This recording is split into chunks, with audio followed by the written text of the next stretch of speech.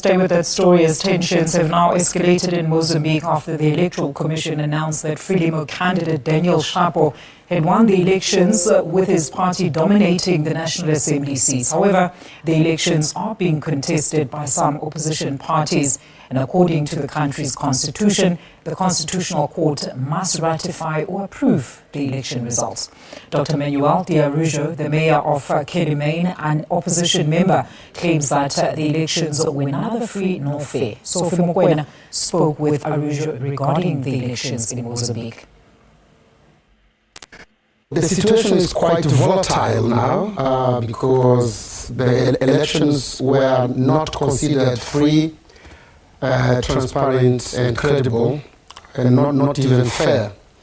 Both the African Union, the SADC, the European Union, the Commonwealth observers, all of them mentioned that these elections were not free and fair.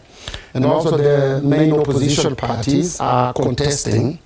And actually, those results were released yesterday.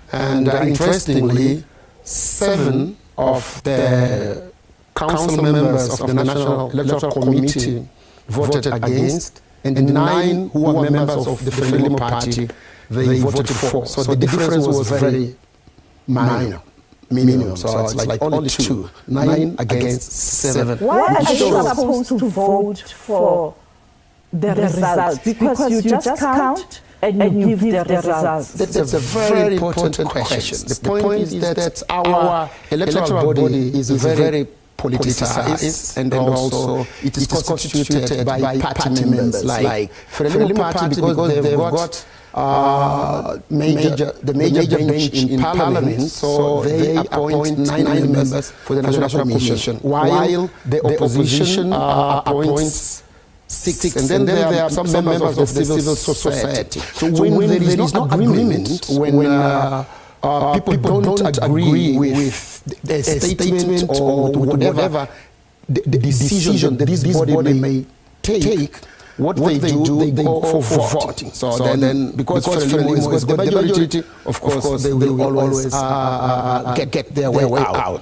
But unfortunately, we expected this body to take a decision by consensus, so that is to carry the country forward. But the problem is you've had the system for quite a long time. Why Mozambicans don't change the system? Because to cry foul now, it's too late. No, but we have been crying foul a long time ago. Actually, civil society organizations have been pushing for change. But the point is, to make changes, you need a majority in Parliament. And because Frelimo parties got majority in Parliament, because they think that this system favors them, so they are not agreeing in changing or in upgrading the law, in improving the way the National Electoral Commission works. And this is a major challenge for democracy, not only in Mozambique,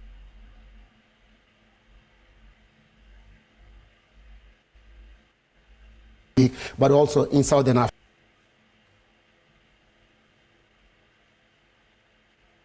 Stability in Mozambique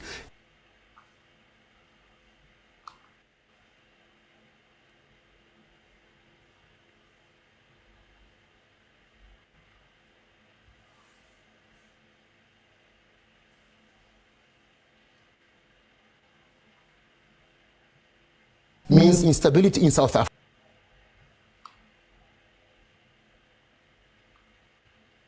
Instability in Mozambique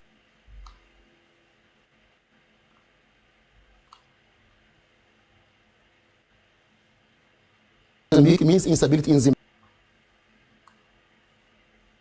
in Malawi, in Tanzania countries. So I think that it's a part of the bodies like SADC and the other governments, like the South African government. Instead, President Ramaphosa was, I think we should look at when the South Africa in relation to the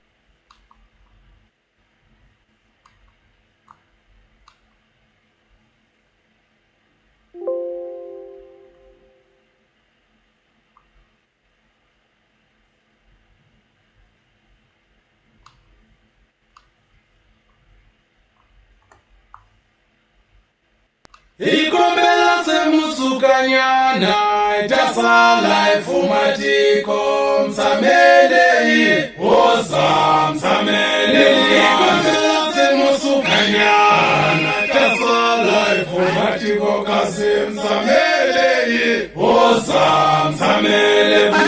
So the story's tensions have now escalated in Mozambique after the Electoral Commission announced that Frelimo candidate Daniel Shapo had won the elections with his... There's no agreement when people don't agree with a statement or with whatever the decision that this body may take.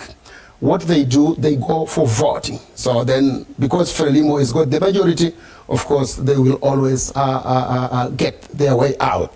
But unfortunately, we expected this body to take the decision by consensus so that it's to carry the country forward. But the problem is you've had this system for quite a long time. Indeed. Why Mozambicans don't change the system? Because to cry foul now, it's too late. No, but we have been crying for a long time ago. Actually, civil society organizations have been pushing for change. But the point is, to make changes, you need a majority in parliament. And because Frelimo parties got a majority in parliament, because they think that this system favors them, so they are not agreeing in changing or in upgrading the law, in improving the way the National Electoral Commission works. And this is a major challenge for democracy, not only in Mozambique, but also in Southern Africa. Because instability in Mozambique means instability in South Africa. Instability in Mozambique means instability in Zimbabwe, in Malawi, in Tanzania, and in other countries. So I think that it's for paramount important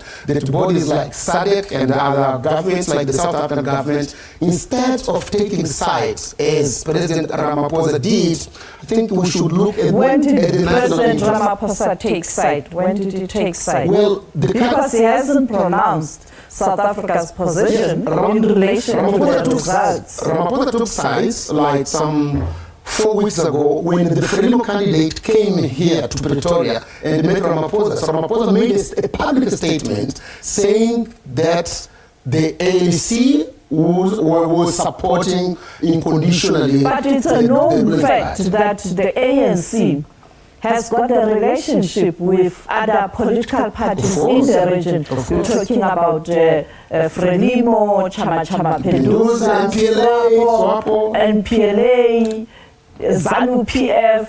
I understand this is a long-standing relation. I understand completely, but we need to look at the interest of Mozambicans and the interest of Southern Africa, but also the interest of South Africa. Because if the situation in Mozambique goes wrong, you will be paying the price here. You will be getting floods of refugees here.